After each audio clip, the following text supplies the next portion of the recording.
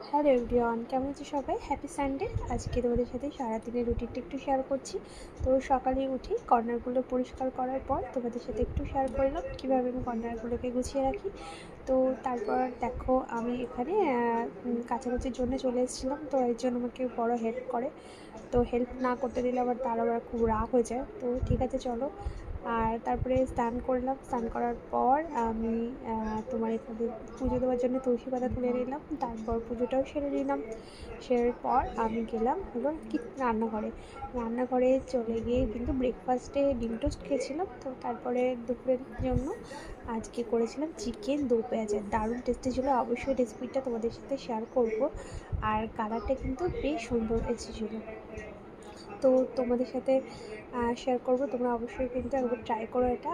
আর এখানে ছিল কাঁঠালের ভর্তা, আমি কখনো খাইনি, ফার্স্ট টাইম খেয়েছি, বেশ ভালো লেগেছে খেতে।